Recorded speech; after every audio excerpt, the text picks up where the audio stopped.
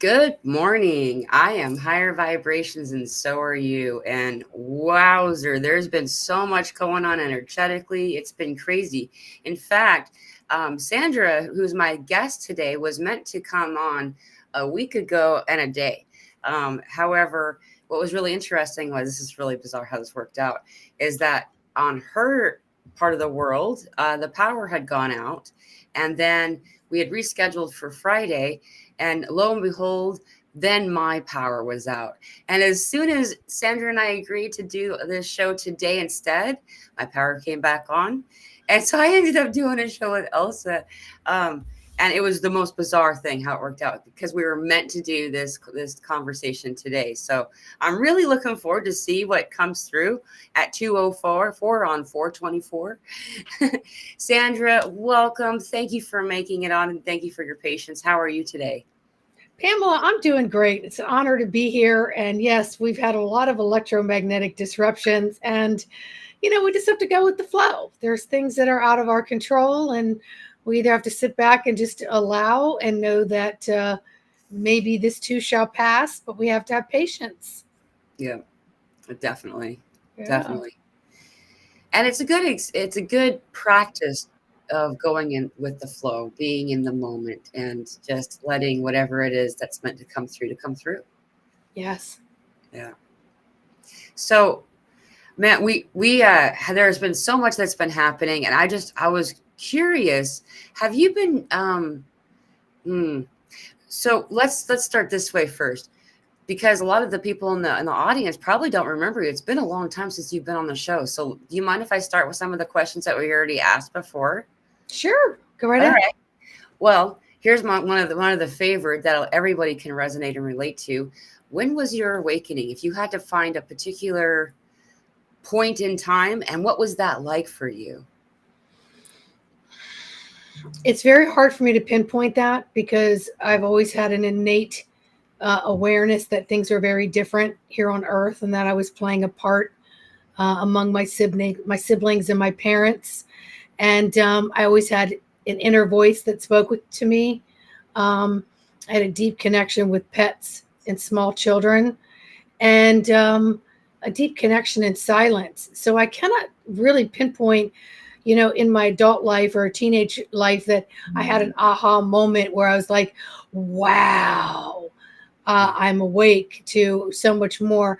I think as time has progressed periodically and in increments, my lenses have come into focus better, um, which allowed me to either settle deeper into my physical being with a mental clarity and an emotional calmness that I wasn't of this world in a way, but I was in it and I needed to really ground myself and be a part of it because somewhere I made a commitment somehow, even when things were uncomfortable.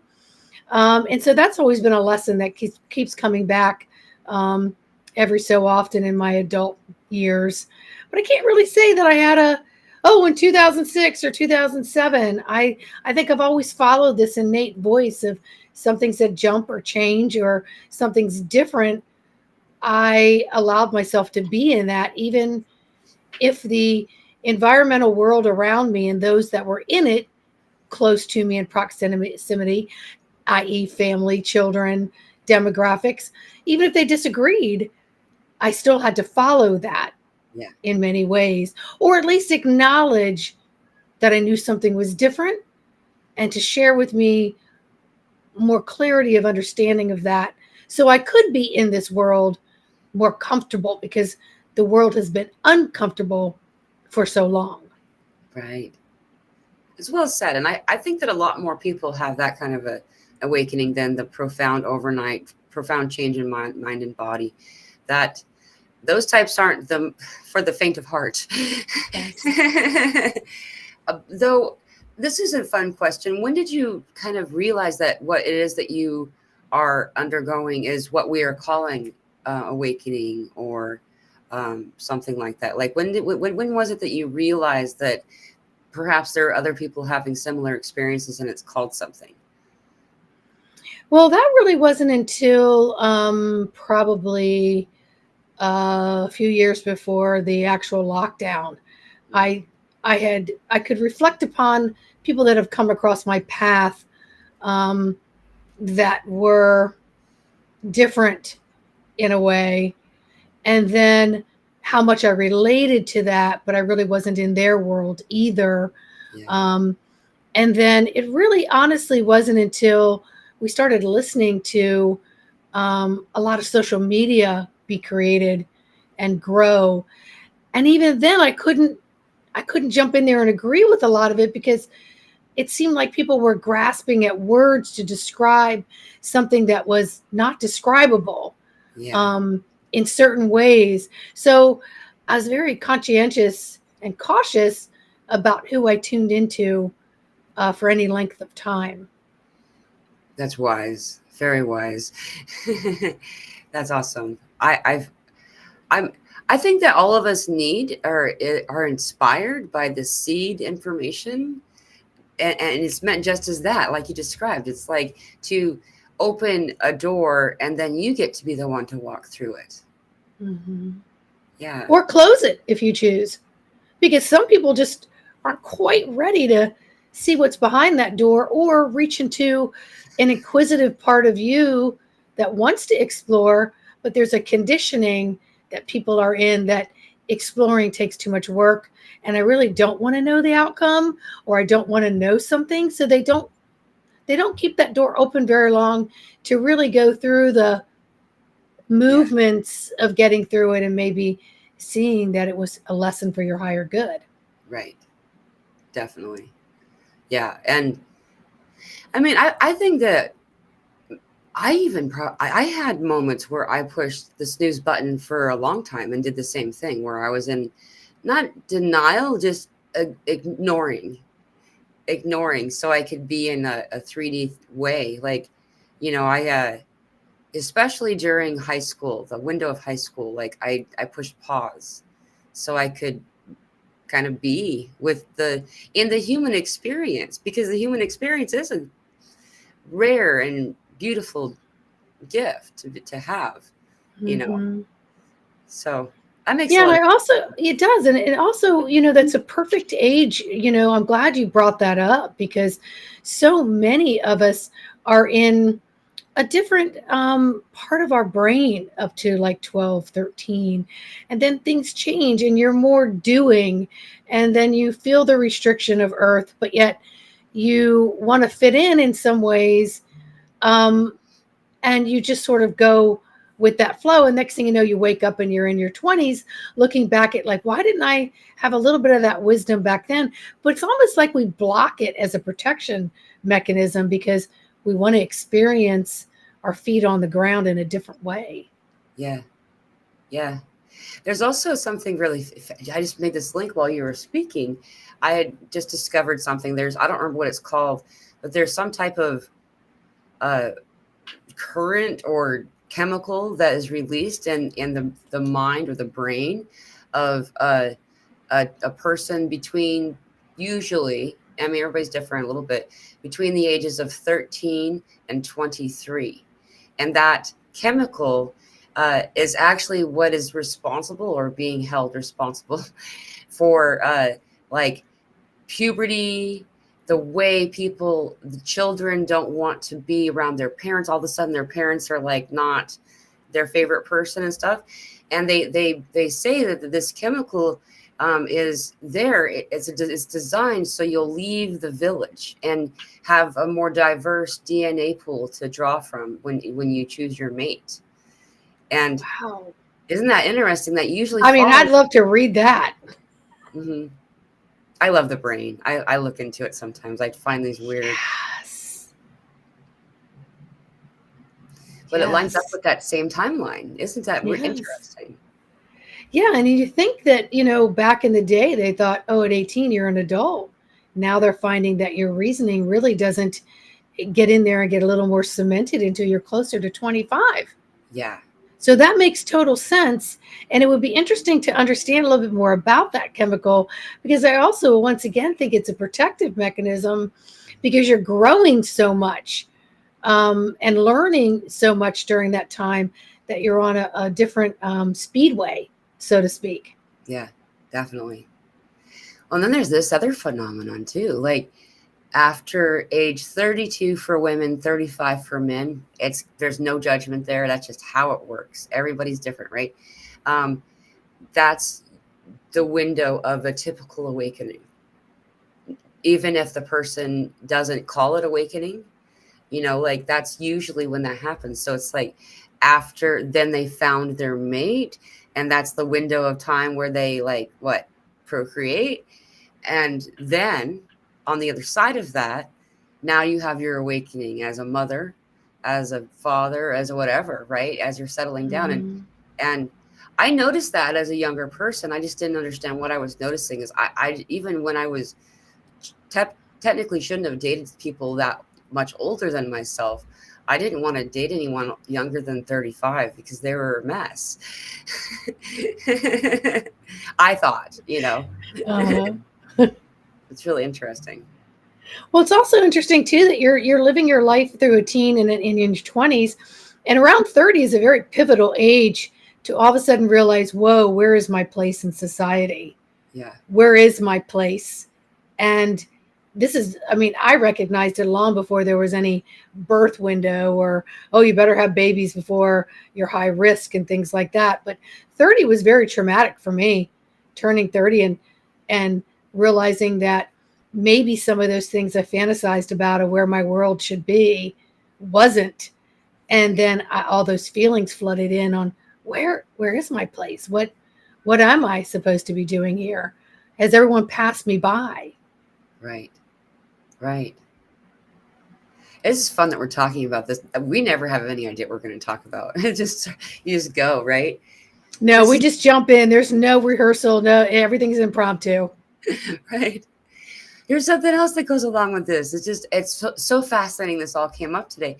I was talking to my little brother about this about a year or two ago. Maddie, Maddie, she's amazing. Yes, of course, she's adorable. She was crying, and she she's usually not like in that type of emotion. And but she was crying really hard, and I asked her what was going on, and she explained to me that she just realized that she knows herself better than most people who are 35. And that it's through school. She had her own realization, and she's kind of figuring her own thing, because we do homeschool. And she said that through the bullying and peer pressure that happens through school, people usually turn off their ability to know who they are until they're 35, and then they spend the next 20 years in counseling. And they catch up to where she is by the time that they're, 45. And she was mourning people, that everyone who was going to go through that period. And it makes me wonder, because we all know what the school system is. I'm not bashing anything. We have our own, we find that it's works best for us to do homeschool. And anyone who chooses public school, it's up to them. We do understand, though, that it was the groundwork and still the structure that's used in public school was presented and created by the Rothschild family. And, it makes it easy to consider the likelihood that they did that on purpose, the process that my little girl described. Yes. And it all goes along with that same timing, right? Well, she's such a wise one. And we all know that when we have structured school like that, it's so structured that it becomes very rigid for the power of control and molding impressionable age children. And every demographic is a little bit different. I here in DC, which is a little bit of a different energy here. And it's tough. It's tough on these kids. And it really, it squelches and blocks their creativity, whereas homeschooling has makes the children think and feel and see and sense and design and build, instead of here you stay physically structured into, locked down on a desk for X amount of time and then produce X amount, and then we're going to tell you if that was good, bad, or whatever, right? Yeah. So it really takes away the flexibility and the freedom to move and to sway. Um, and it's a shame because we carry that through our lifetimes too. Yeah. We carry that through our adulthood.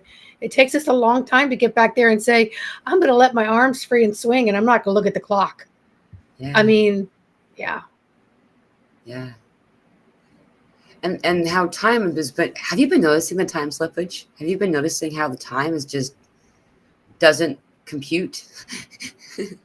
Day, time, nothing. And I think right now we are in massive electromagnetic interferences and changing, and just which is creating distortion within the power grids, within our computer systems. It's wreaking haywire on the body, but technically we're having a lot of upgrades through it. Yeah. So it's not just a bad thing. It's like, hey, we got to get you through this ride, and it's gonna wreak some havoc on certain things, but it's not all bad. But it does disrupt our circadian rhythm of how our day flows according to grandfather clock. Right. Yeah. Yeah, it does.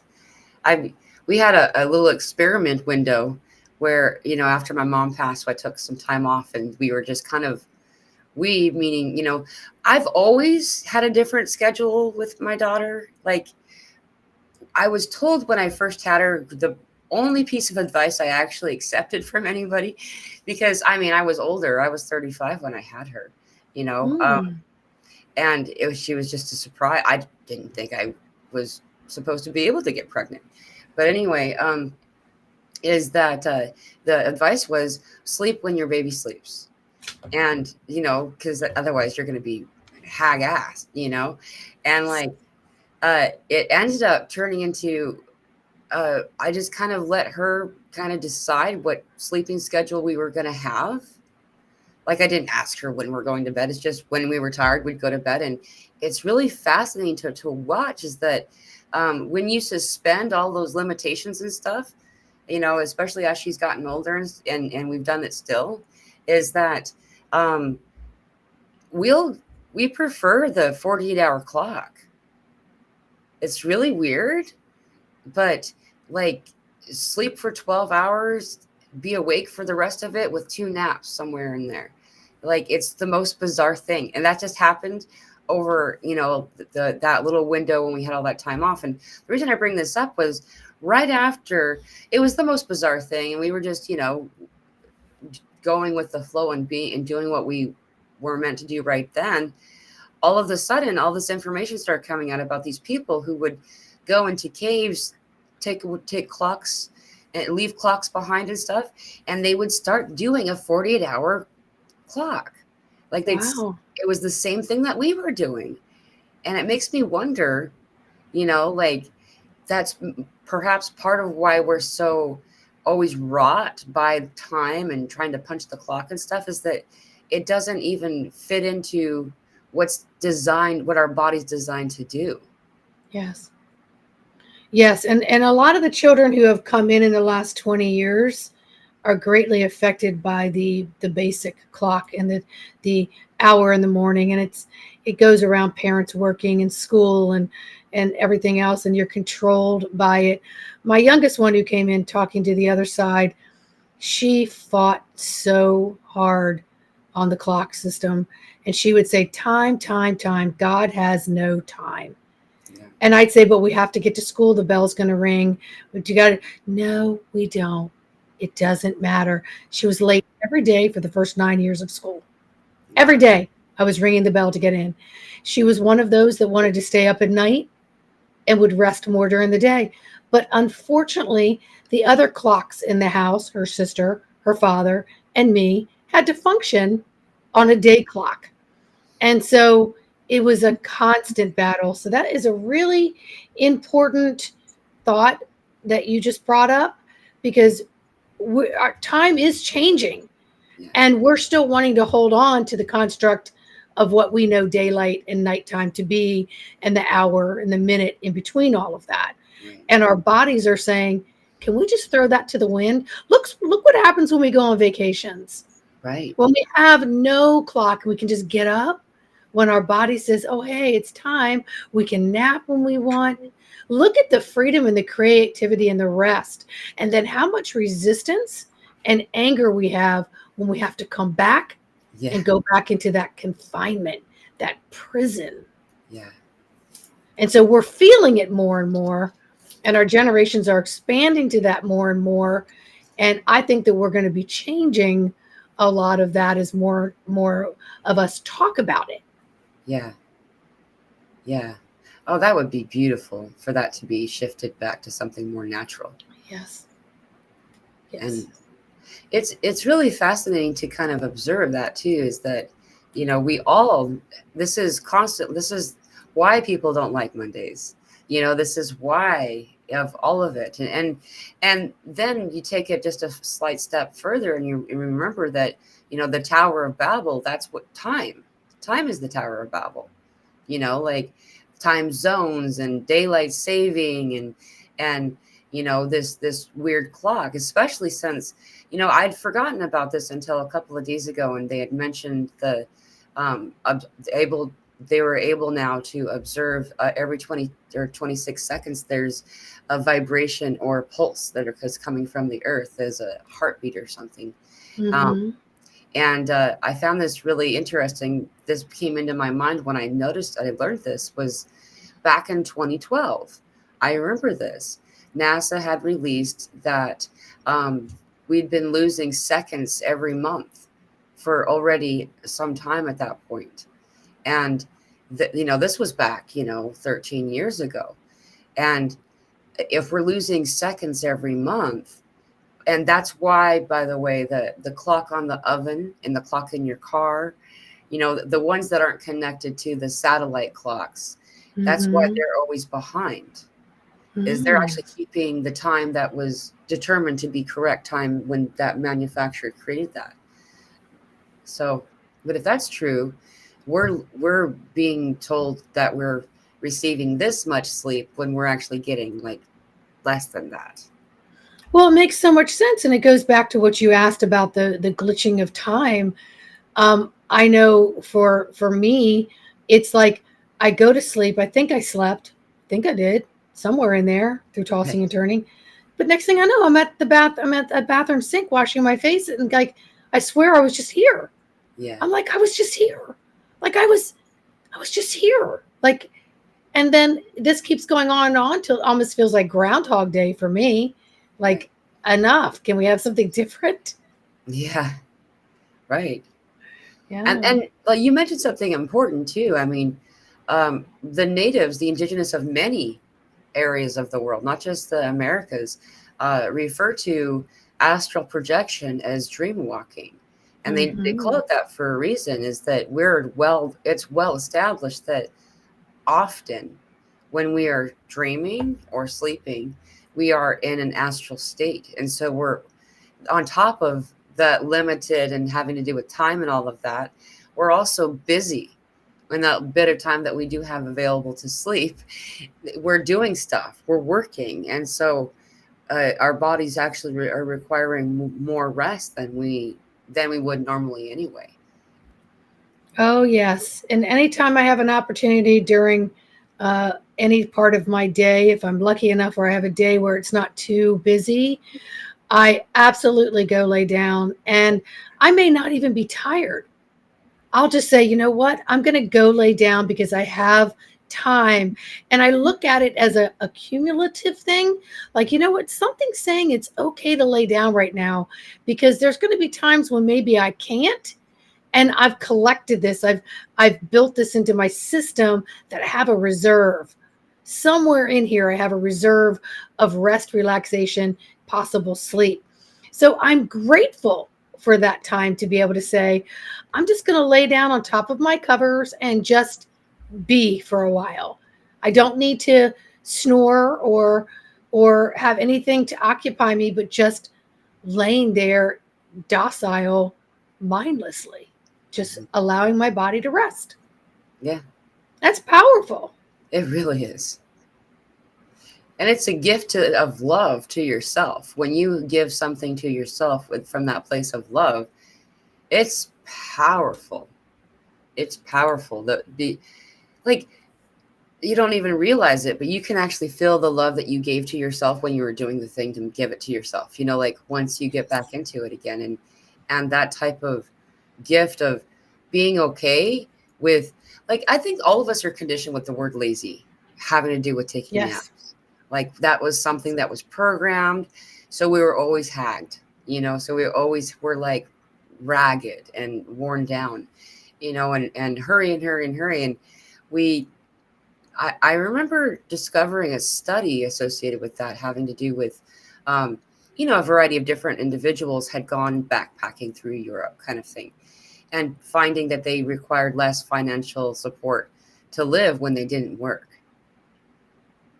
And how this whole complex system of the 9 to 5 all came in at the same time as the Rothschild public school system. So it segues back into an earlier topic of ours. Mm-hmm.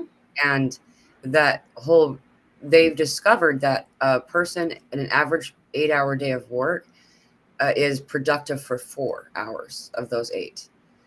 Though they made it be 8 to keep the parent occupied in order to be able to keep the child occupied someplace else where they could be raised by someone else, rather. Right. Right. So we were detached from the nurturing.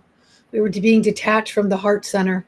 And it goes back to something you just said, when the construct was stay busy, laziness. And I just remember as a kid, every opportunity I got on the rocking chair and the cat would jump up on my lap and I would just go into this mesmerized state of relaxation.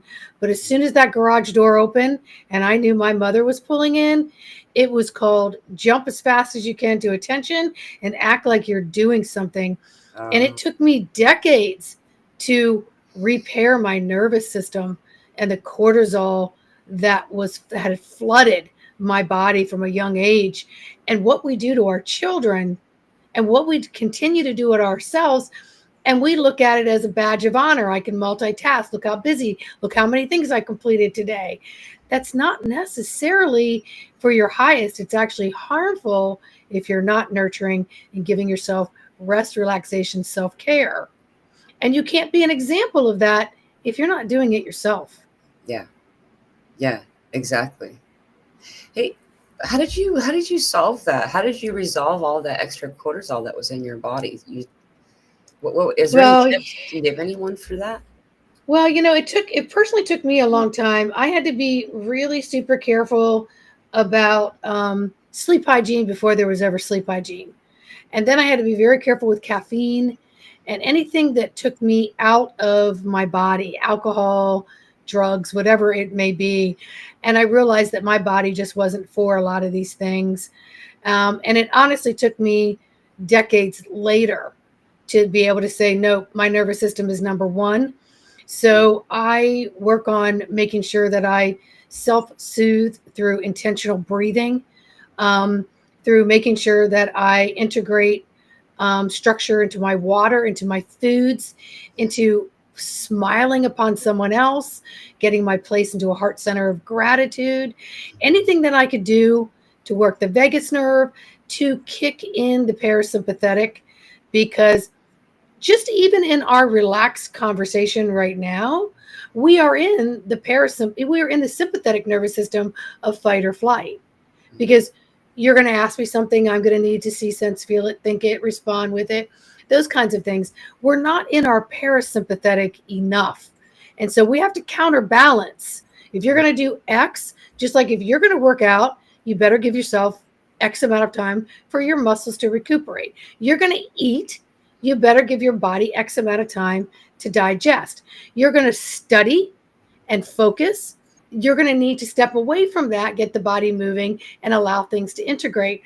We do not give ourselves permission enough to integrate all the little things that are stepping stones to getting us into a much more powerful, solid, dense physical blood bone body that is housing this spirit.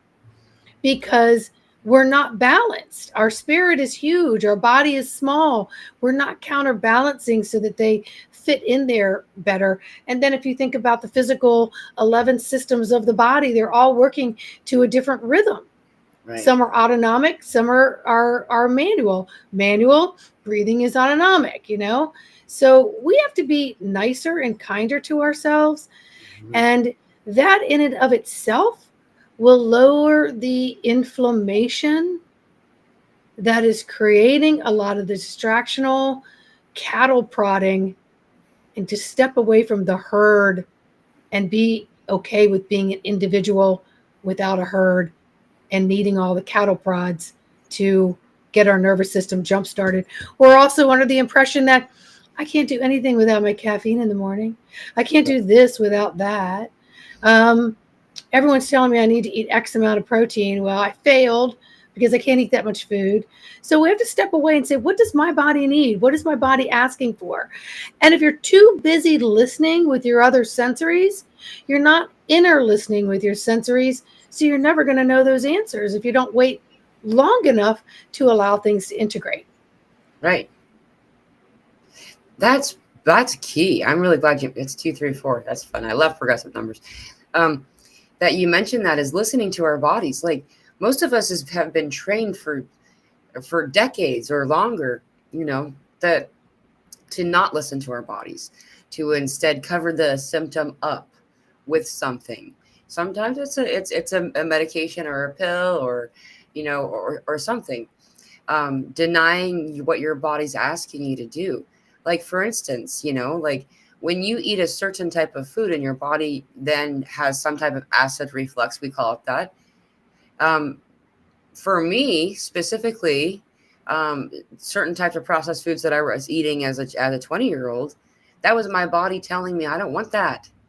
But instead, I was taking an anti uh, uh, acid. That's what they called them. Mm-hmm. Mm-hmm. You cover it up, and after some time, your body, it as a separate consciousness. I know it sounds weird, but that's how I interact with my body. I talk to her instead of myself, um, and it's weird, but your body, after some time of mistreatment, requires to rebuild a rapport with you.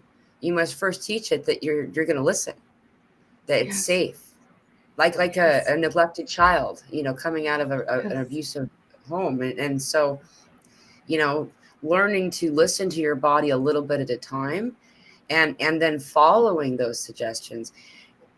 I'm with you. It's so frustrating. People are like, this is how to be healthy. You eat this and eat this. And then everybody's different. They're Yes. finally actually saying that it's still limited, but they're at least opening up some other options, saying that perhaps based on your blood type, there are certain types of eating. I don't resonate Yes. with it because I looked up my blood type and it actually said that my body doesn't like the foods that my body likes. Like almost every one of my favorite foods was on the don't eat. So Well, the science behind that particular book has changed so much, which is why a lot of people still want to go back to that book as a Bible. But yeah, the science, you notice there's not a lot of other books out about it because science has gone in another direction. But I really want to bring it back to home plate again. yeah, We are taught from a young age to do as we're told, and that starts in school. It tells us when we're going to eat. It tells us when we're going to have different subjects. It tells us when we're going to have a recess.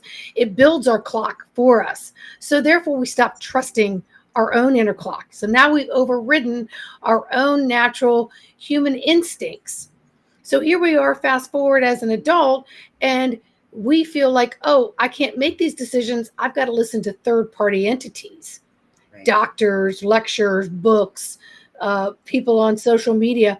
And again, we're bypassing. But if we can bring it back to talking to our body and asking he or she, or whatever you want to choose to use your words, hey, what do you need right now? And look at your body as a third party entity. Wait for the damn answer. You're going to get it. Yeah, It's going to tell you. And you could do it on a daily basis like, hey, I'm going to eat this food. I think I'm going to enjoy it.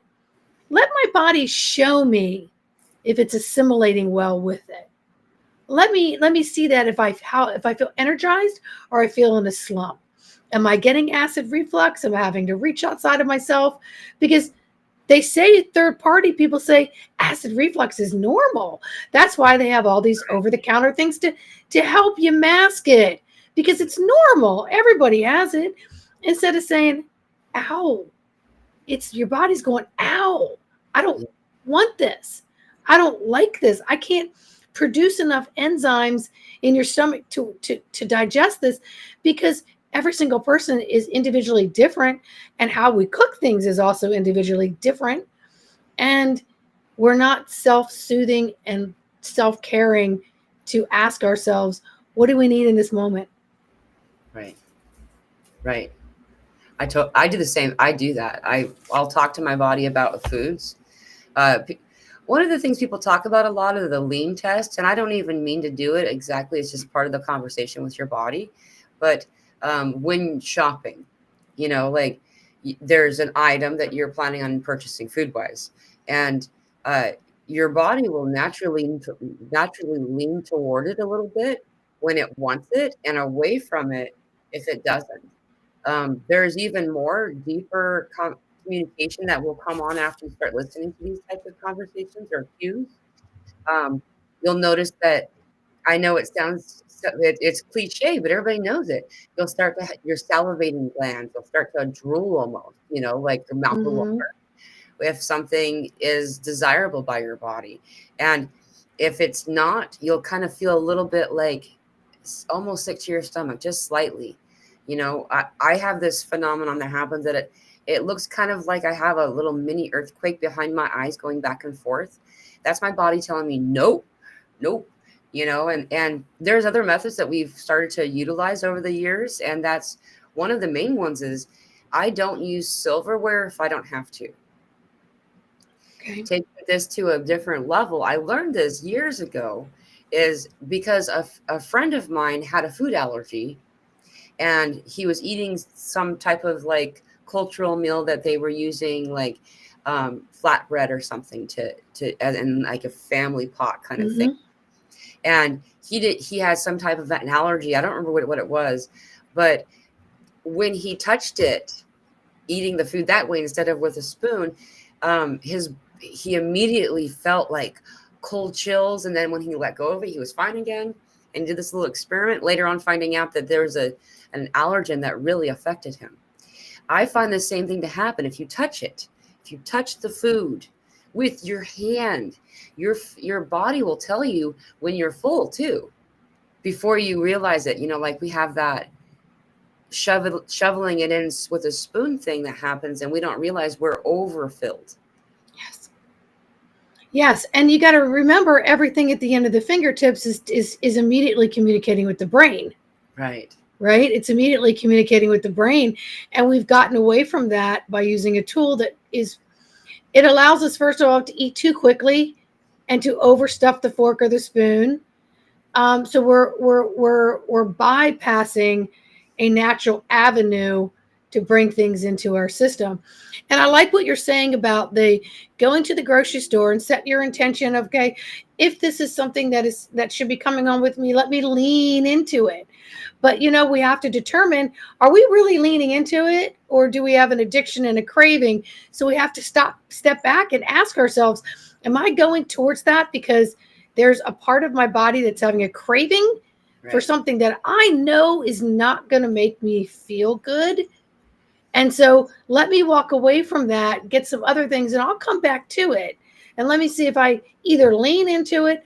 So there's all kinds of tricks that we can play with each other in the grocery store to interact with what's there. You're on sensory overload when you go into the grocery store, Hmm. not just with the people, but everything in that grocery store, food wise, has a different vibration. And so it's a lot. It's very sensory overload. So if you can set your attention before going, and then if you don't have the discipline to be able to do some of those things, make yourself a short list, Yeah. and really deliberately stick to that list, and not fill the cart with things that really, because once it comes home with you, it's going to get eaten. Yeah. And then ask yourself, when you do buy it, when you actually put it on your tongue, how long are you allowing it to stay in your mouth? Are you allowing the saliva to come in and break it down? Are the taste buds really, are those receptors optimally Right. taking it on?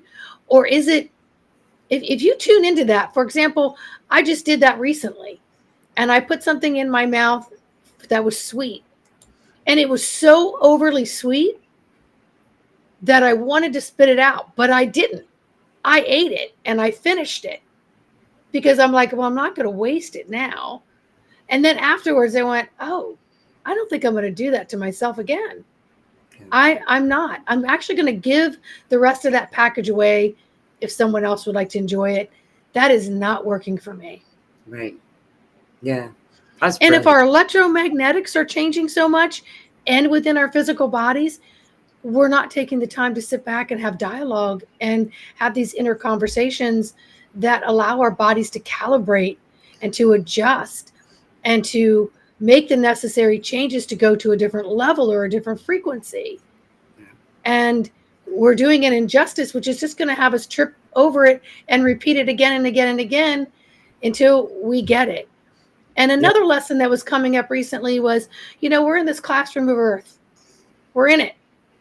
And let's just talk about schooling. When you're a kid and somebody around you just can finish their homework like that and get an A like that, and the rest of you are still working on it, or if a test comes up, they're finished first, they get the A's, someone else is still finishing, still struggling, trying to figure it out, but you're feeling this time crunch to get your paperwork turned in. Many people who've done public schools are going to understand what I'm talking about. And then once we finally get it, then we can go to that level of being a little bit more advanced. But in this moment, right now, we are changing so much.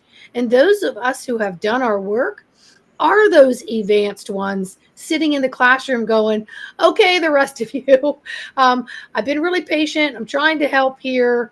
Let's get you moving. I know you need a little more assistance. It stresses out the teacher because now there's not an equal mix in the room. And that's kind of what we're doing here on the earth plane right now, too. And I know for me, I feel like I'm in this advanced place and I'm bored as shit. I need something to happen. I need some more excitement. If I see the same thing that I see in the sky, if I see the same things in different areas, not just in my physical um, walks through life, but in my spiritual side of it, I'm like, I'm gonna need to switch it up a little bit because I need to get to another advanced class. I've sat in this encased dorm, and I'm done. I need to Yeah. move. I need to move here. What's next? What's next? Yeah, yeah. Yeah. Yeah. And Groundhog Day's got nothing on what I feel like I'm going through. And I Yeah. know if I'm going through it, there's so many others that are going through it. And I feel like I've been so patient with those that need to catch up and, being, and I'm like, okay, fine. Let's separate us. Let's put some people that need to go over here, and let's let the rest of them stay over there. I don't want to be congealed anymore. Yeah. I want to be separated.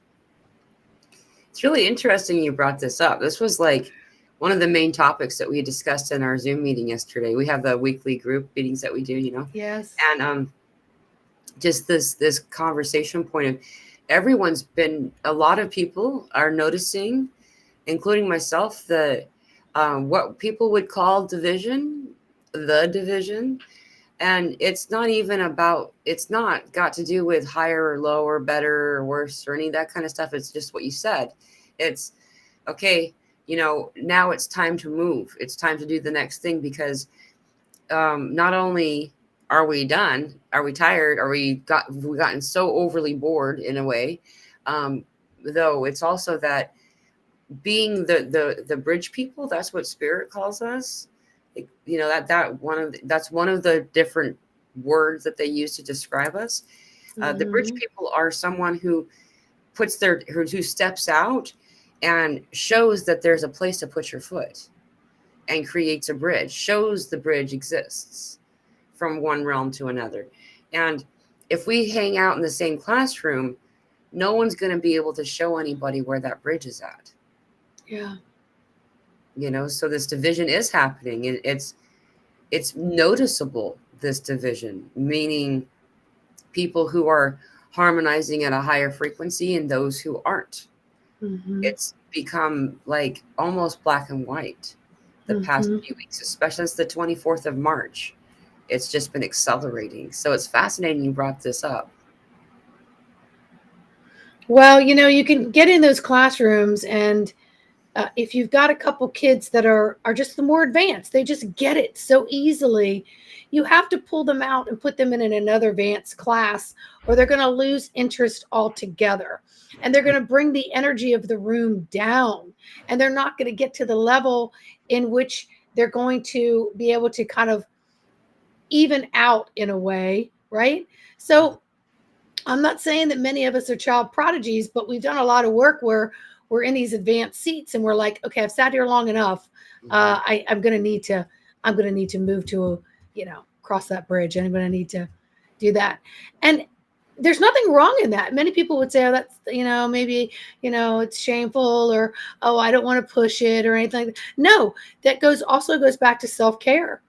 It's like, you know what? I'm there's certain things I'm not good at, and I'll be the first to say I need assistance.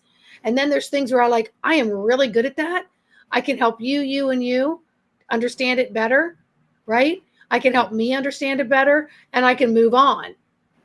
And I think right now we're at this place where a different consciousness is emerging, where it's being seen more. It's been happening in building for a long time, but it's being seen more. And we don't need to count it as we're separating, cells are dividing. Okay, Right. there's this group and that group. No. It just means your consciousness is going to another way. Everyone's going to get where they need to go, right? It's just some people have done more of the work, whether it's this lifetime or another lifetime, brought it through, and they're like, okay, I was supposed to cellularly divide right here and move to this section. I can't be in this section anymore, right? So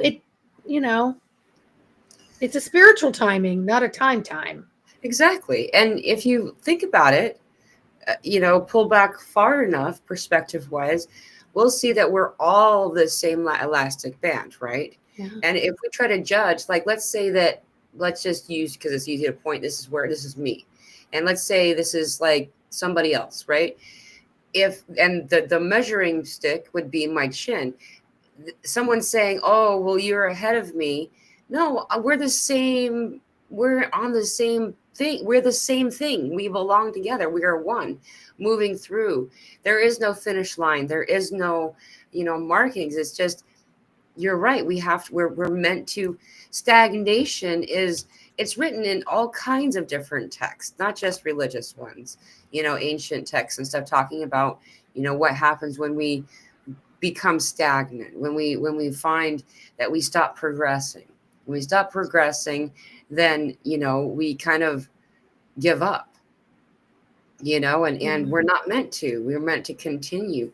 And we're not talking about something incredibly difficult either. It's a stroll through a path, and allowing yourself um to notice the division only is that we are at this place where now you, whether or not you wanted to be or realize that you wanted to be, you're the reluctant leaders of today.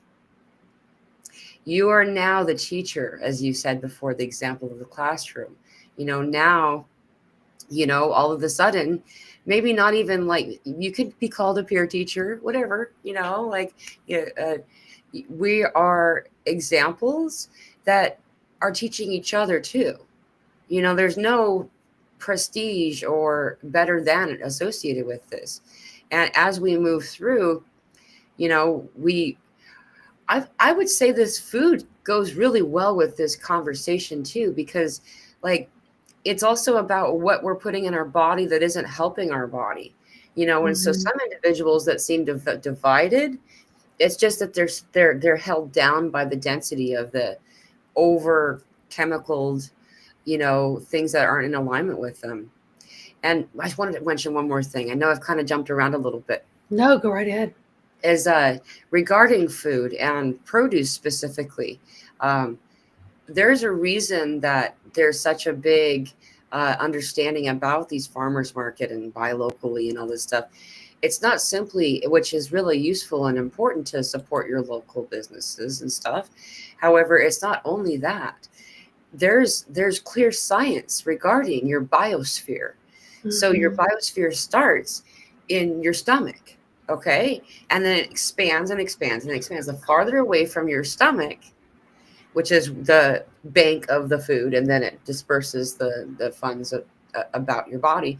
The farther away from the original biosphere space, the less in alignment that food's going to be for you. Now, I'm sure that people that live in Australia are going to really utilize those sweet potatoes that they're selling at the big box marketplace. I'm sure that because it came from Australia, it's going to be good for them. If you pay attention, you'll see that the vast majority of produce that are in these big box stores come from a distance away from you. And it's not because you can't grow it in your area. Like there's absolutely no reason for so many of the things that I live in, like southern Arkansas, central Arkansas. And this area can grow a lot of stuff. But for some reason, we're getting our foods from Australia. We're getting stuff from Peru, China, and it's no longer in alignment with you. And that's why people will grow. I do it. I'll grow like green onions in the window during the winter because you need to eat something that grows near you. That plant within your biosphere will grow what you need as an individual. It'll produce it. And so there's a lot of this Tower of Babel with food too. This Tower of Babel example fits a lot of different things of trying to screw up our internal systems, and we know it on so many levels. I absolutely love what you're talking about because it just comes back to what many should know or do know about honey. If you're going to have honey, it needs to be local honey because it's eating and consuming the trees and the flowers in your local area, which then help to build your immune system within that area for whatever that may be to protect you against allergens and invaders and so on.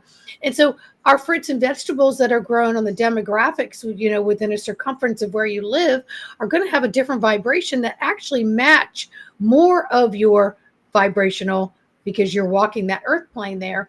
And we are getting so many things from so many places and it's traveling for, so however it gets here, so far to get here that it's losing its life force. And then we already know what they're injecting into it or trying to make it look fresher or whatever it is that they're doing. So they're enhancing it. They're supposedly enriching it, but they're actually they're trying to give life to something that's died and it's taking so long to get there. And we're thinking, oh, this is so cool that I'm eating this from blah, blah, blah. Right. So our import export is not always, it's not always for our highest digestion. And remember, we are what we eat because it becomes our blood for at least 3 months. So anything that you're ingesting stays in the body and circulates for at least 3 months.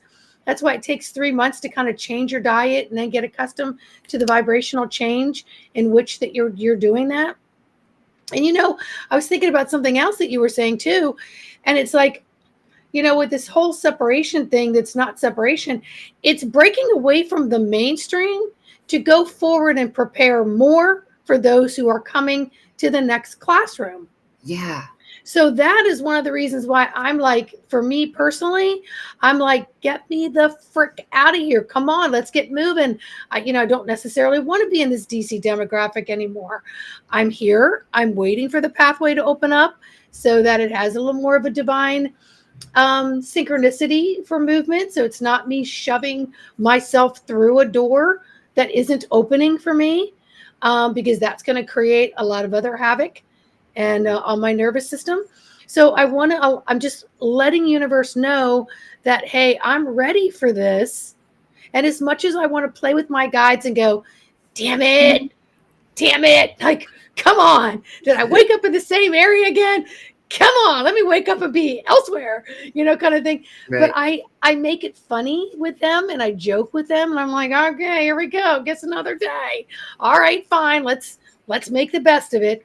But so many of us that have been doing so much work and have come in, our cellular change has just changed very quickly, where our vibration says, I really believe that all my sensories would soar better if I was in a different zip code or a different something, something, something.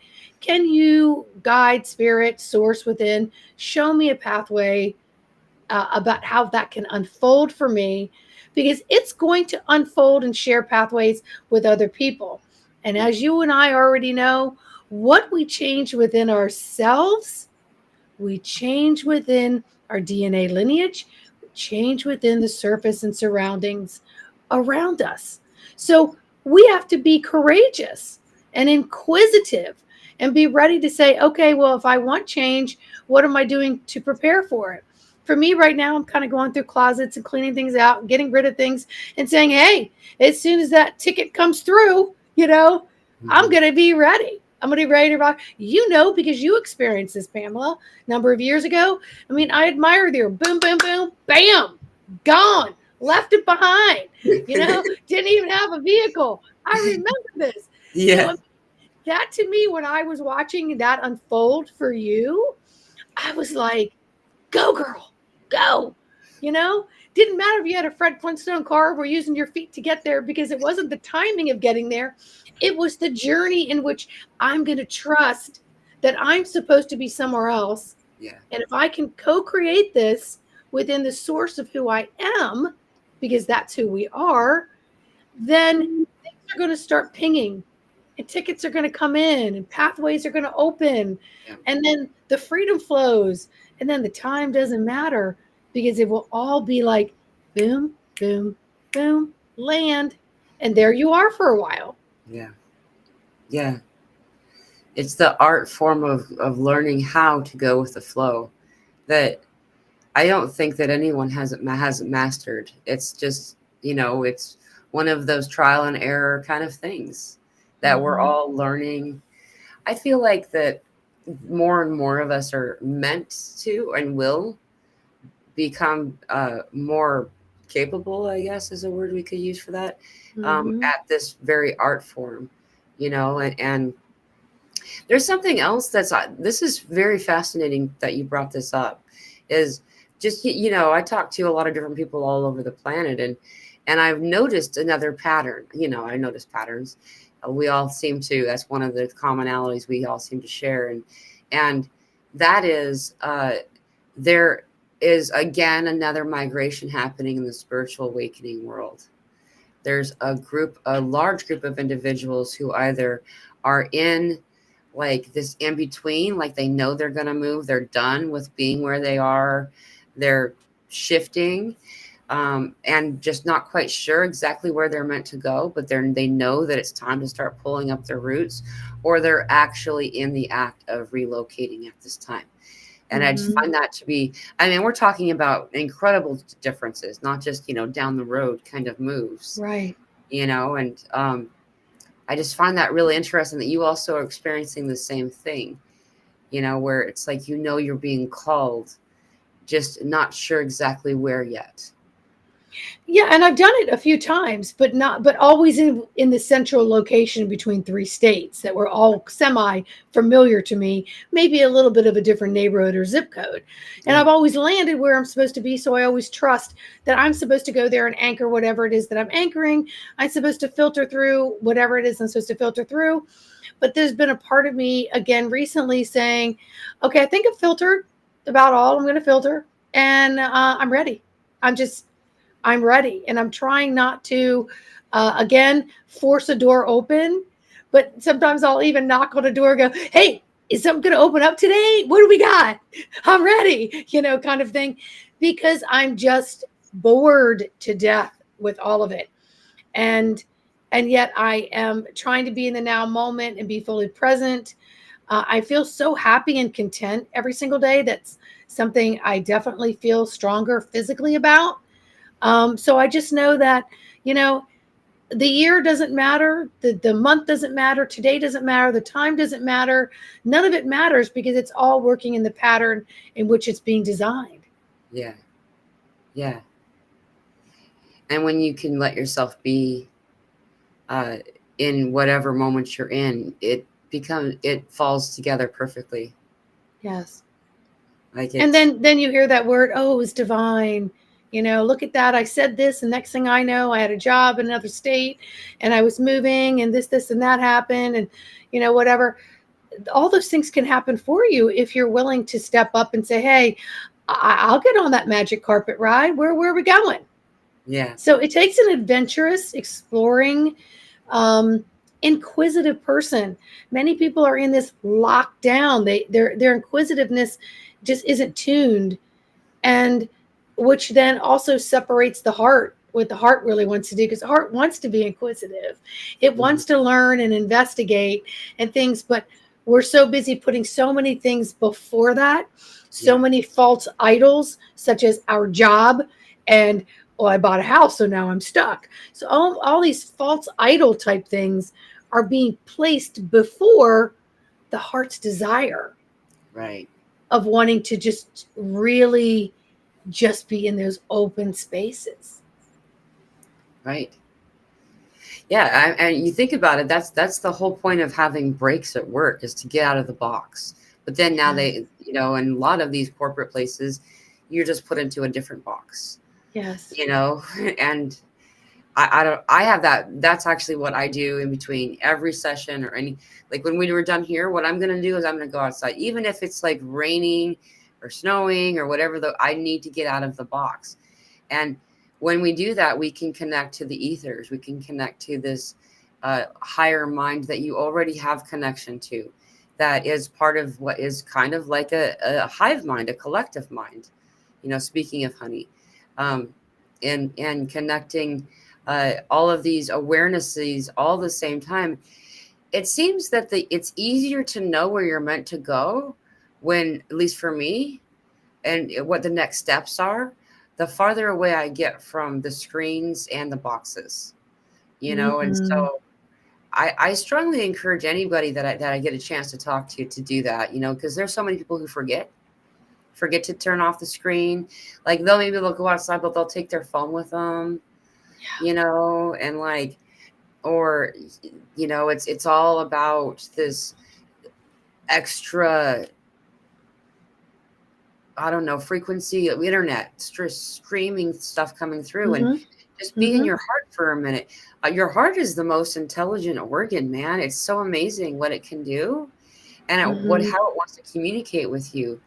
It's just, we just got to turn off some of the noises long enough to hear it, right? Yes. And when we're outdoors or even indoors, we can't get away from the electricity within the home. Let's just put it that way, right?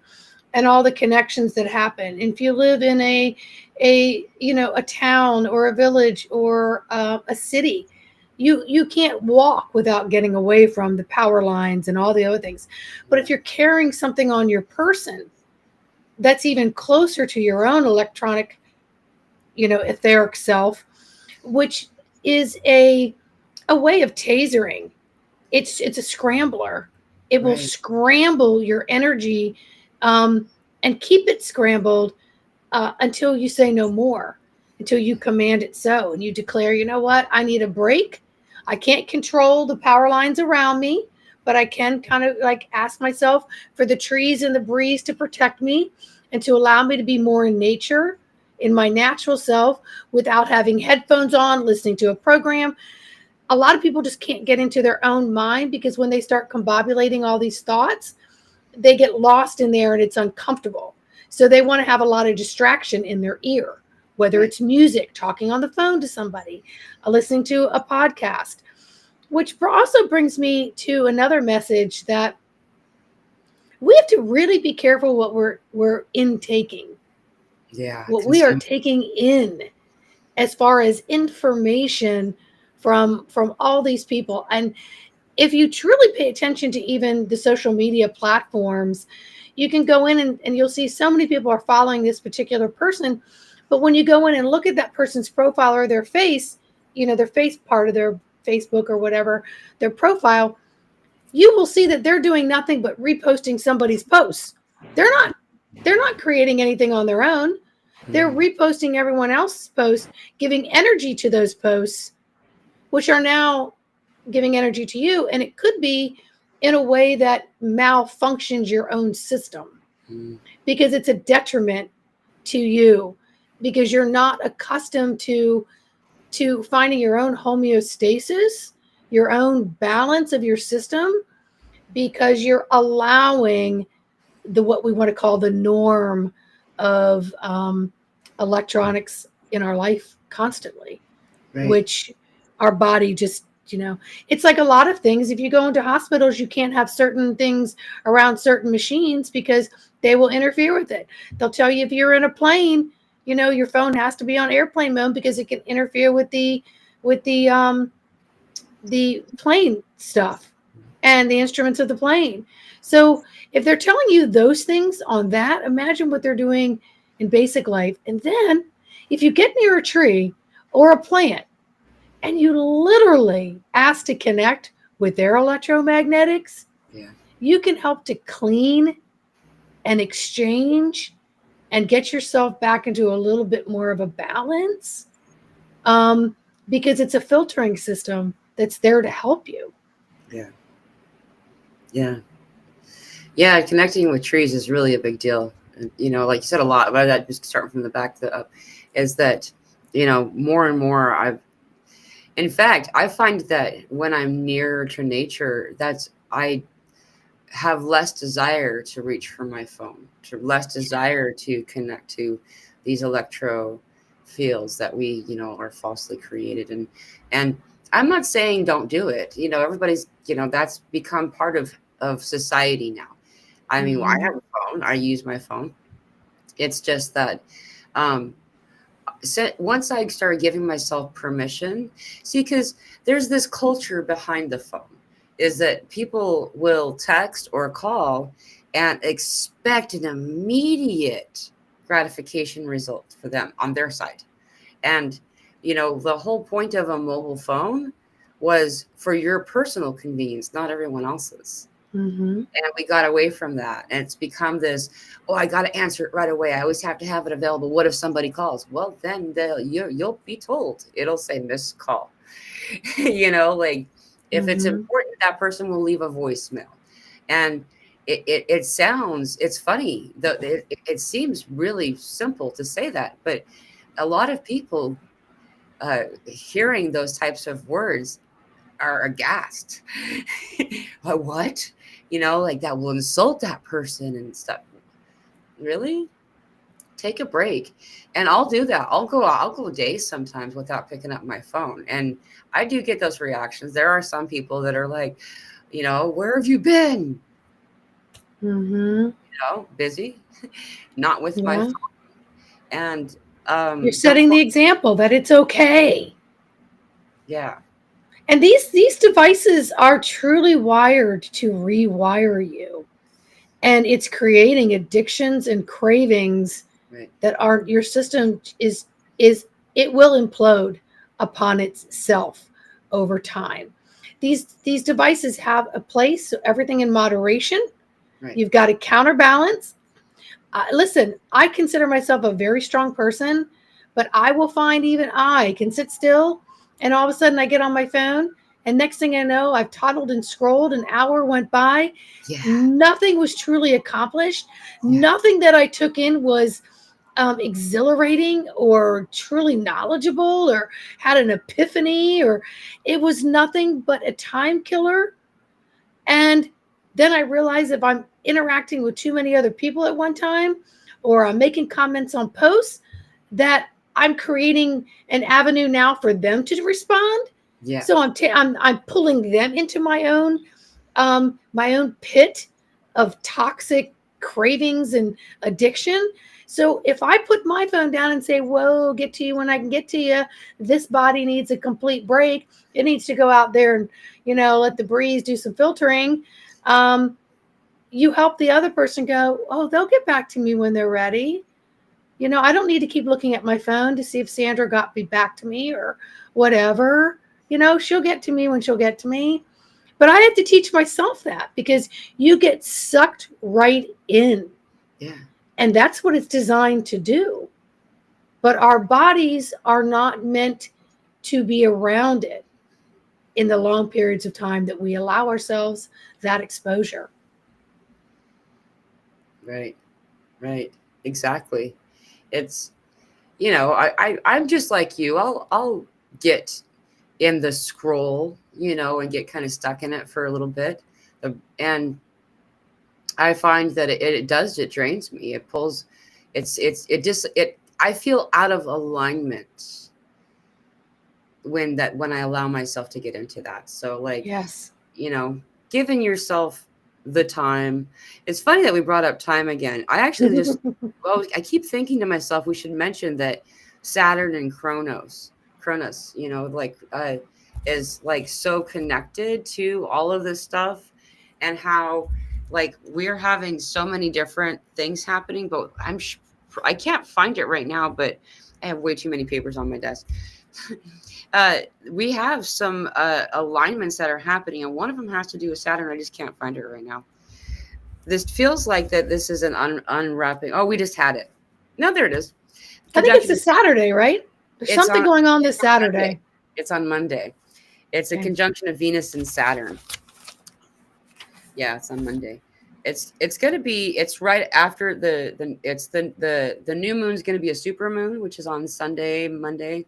Mm-hmm. And then we're having that, but it's really feels like there's a lot of closure that's meant to happen, and regarding time and personal time, giving yourself time, it seems like that's been pretty much the theme of our conversation today, has been about giving yourself a break and having to do with some type of time related thing.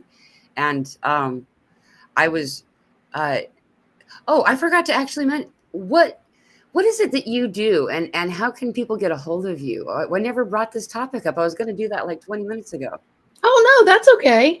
Well, from multitude of years, I've collected different certifications and many different things, and then I tweak them and change them to what's custom blended for the client in front of me. So used to do massage therapy and multitudes of advanced Reiki, intuitive healing, life coaching, zone technique therapy, which is sort of a chiropractic move.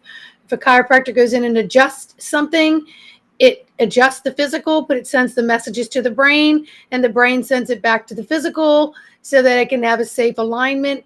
And I do that kinds of things energetically. I have an office in Rockville, but most of the things that I do are going to be on Zoom. And basically, I can do past life regression. I call it regression work because anything that happened to you yesterday or the yesterdays before that can create a drama series made out of trauma that you may or may not be aware of. Right. So it helps people just sort of release some of the things that will not serve you moving forward by acknowledging maybe some patterns within yourself and saying, these don't serve me anymore. I'd like to release them. So you have a third party like me to sort of help you get through that, graduate, go to someone else as you go on this journey. So again, everything that I do is custom blended to whatever the client's need is. A lot of it's intuitive. Yeah, that's about it in a nutshell that I can think of. Awesome. Thank you for asking. Yeah. Though I probably forgot to do this, I will be doing this if I've not done it. I can't remember. I set too many shows in a row, and I mean to always go back and link the YouTube channel for the individual to it. So if I've not done that for Sandra, I'll do that as soon as this is over.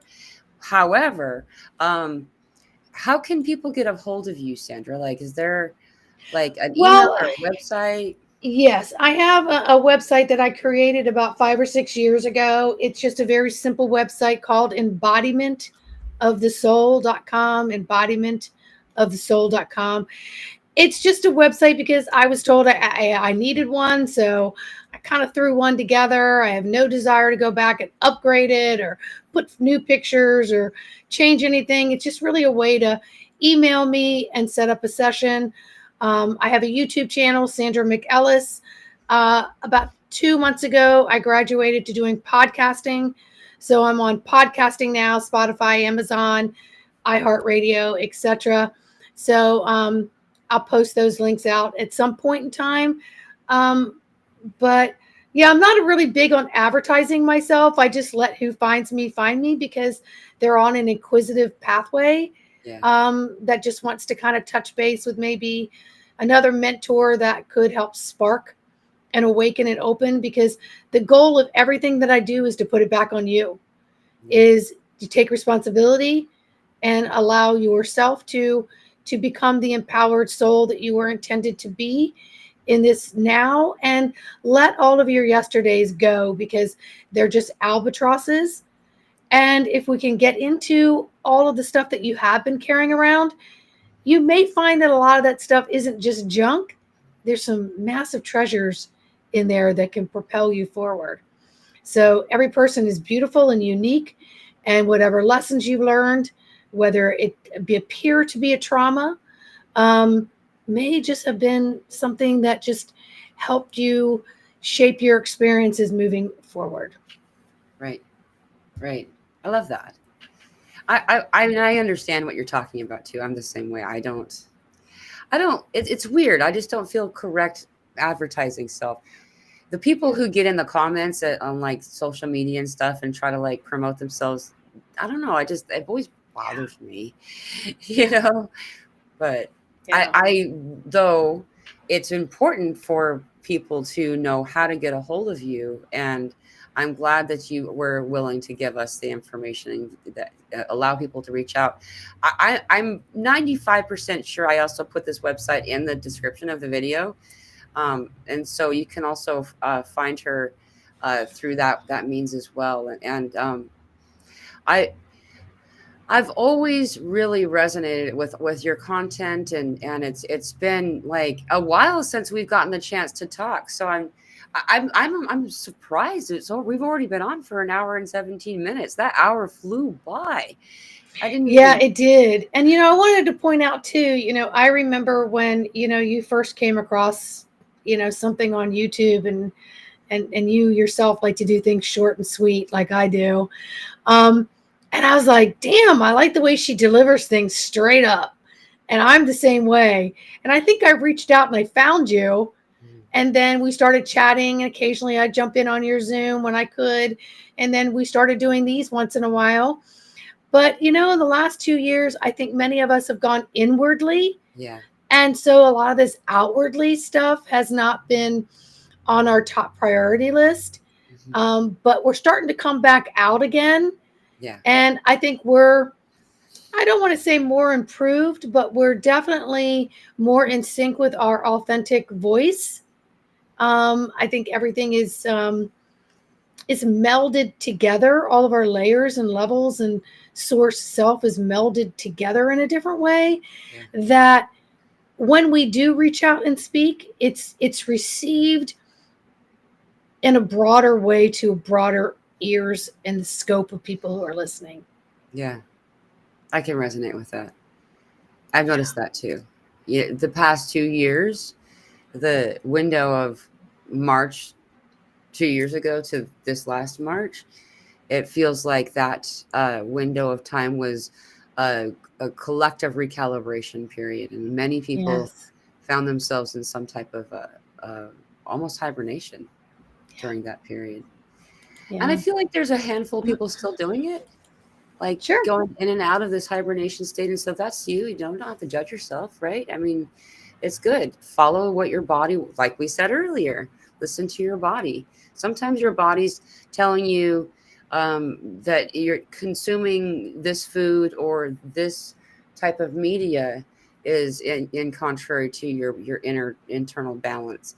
And sometimes it's got something else to do with like over interacting with the world around you, or not giving yourself, like you said earlier, taking naps are freaking crucial to your own betterment and evolution, you know. And I think that some of the times that you talked about, for me, I have the same ones where it's just like you're just going to lay down, you know, you're not going to nap, but you're calling it that.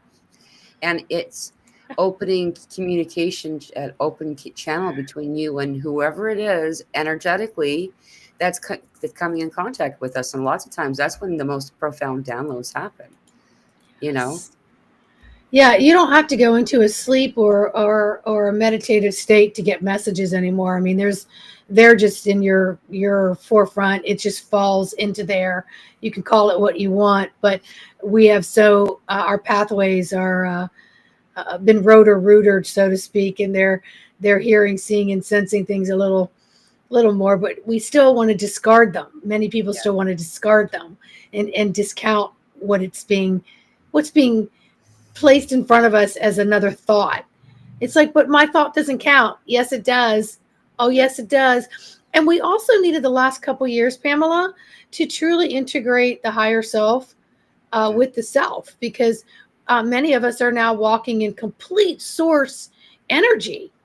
There's no degree of separation of having to go up and out or go into this other state of consciousness to receive. Although those things are appropriate at times when you need to get into a more quiet, in depth, maybe, distractions. But I don't know. I get things just by walking and talking. And that's just my way of having my communication through my feelers. Yeah, I love that you said that, because everybody's different. When we Mm-hmm. try to compare ourselves to others, that's usually where sometimes it helps to compare, because then you're like, oh, good, someone else is going through this too. But it's going to look a little bit different. It's going to feel a little bit different, if even when it's almost identical, you know. So to just keep that in mind when you're comparing notes to your peers and your fellow travelers, you know. Um, Oh, well, we should probably wrap this up. Unfortunately, I'm having fun talking to you. Yeah, Thank we'll you. do it again. I would love to have you back on. Thank you. Um, again, if anyone wants to connect with Sandra, here's her website. You can find all. You can find her also on her YouTube channel that I will post the link for. Um, And also, just a side note for my for something else. Tomorrow, I'm having another show, and that will be Josie. Josie from Fifth Essential LLC will be on. Looking forward to a conversation with that. Just an announcement for y'all that are in the audience. That'll start the same bat time and the same bat channel. Thank you so much once again, and I hope to see you soon. Thank you. I hope blessings.